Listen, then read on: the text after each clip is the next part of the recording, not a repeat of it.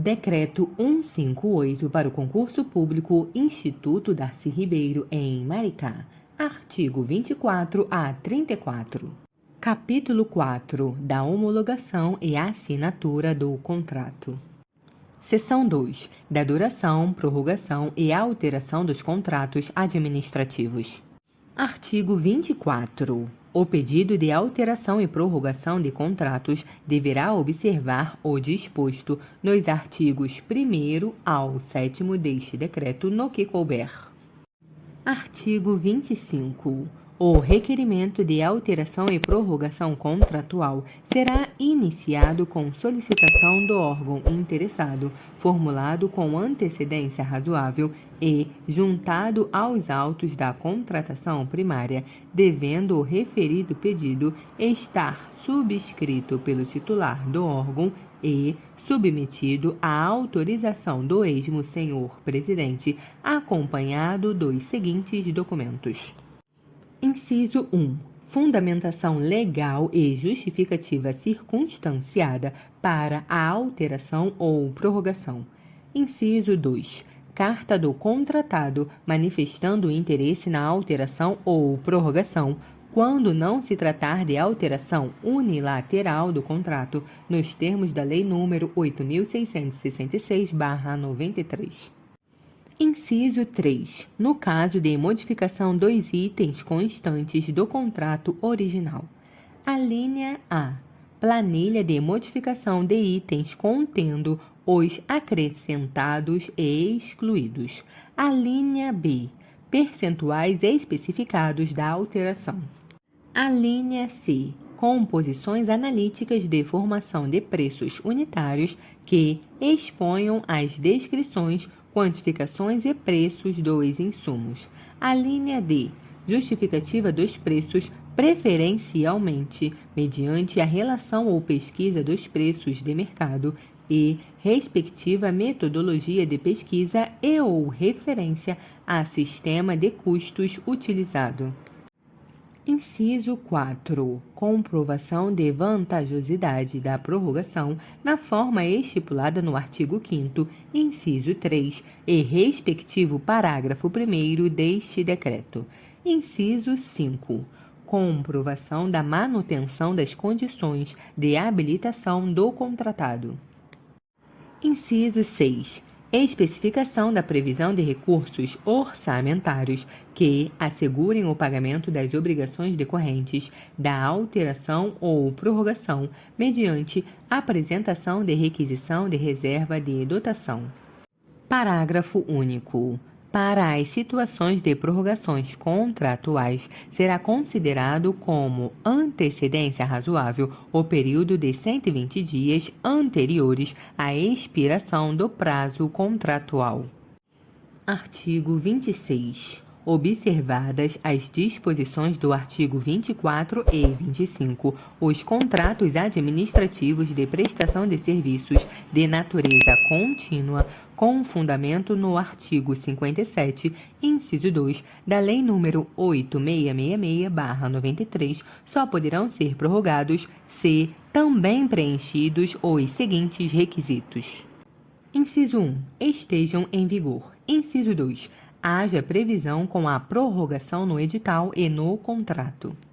Inciso 3. Seja justificada, em qualquer caso, a vantagem para a administração pública. Inciso 4. O prazo da prorrogação seja igual ou inferior àquele fixado no contrato de origem. Inciso 5. Sejam respeitados os limites máximos previstos em lei. Inciso 6. Haja anuência da autoridade competente. Inciso 7.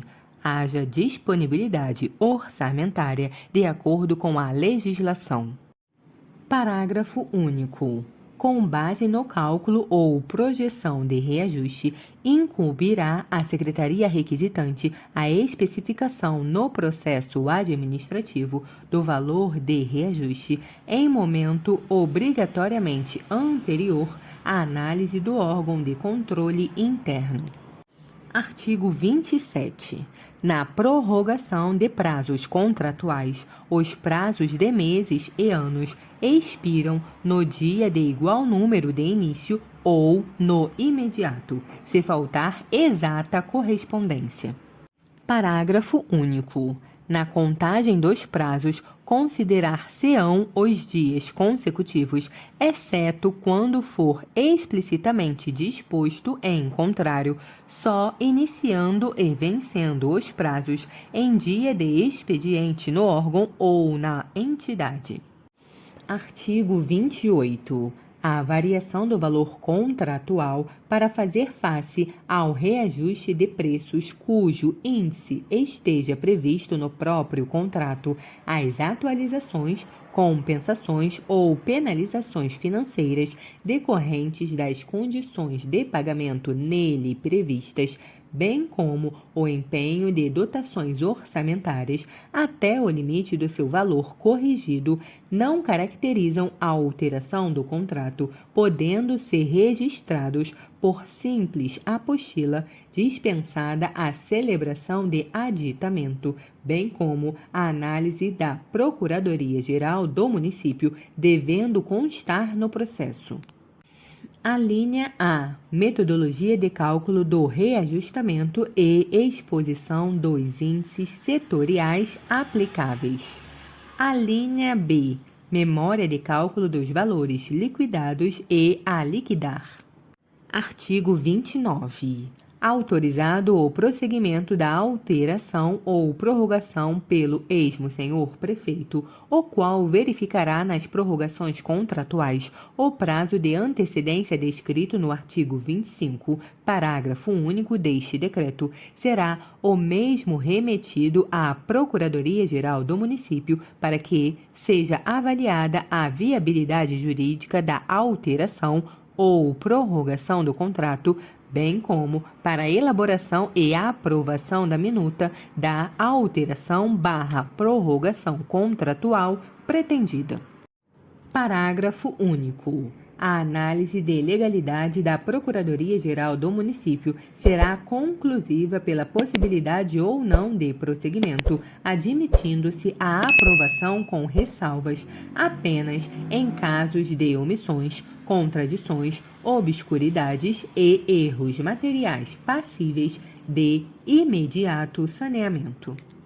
Artigo 30. Aprovada a viabilidade jurídica pela Procuradoria-Geral do município, o processo será encaminhado ao órgão de controle interno para análise de formalidade, procedendo nos termos do artigo 18 deste decreto.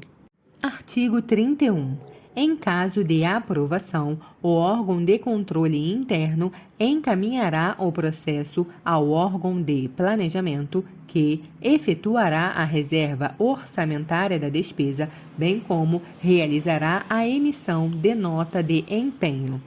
Artigo 32. Em seguida, o órgão de planejamento realizará o encaminhamento à Coordenadoria de Contratos e Convênios para a confecção do termo aditivo do contrato e a convocação do contratado para sua assinatura.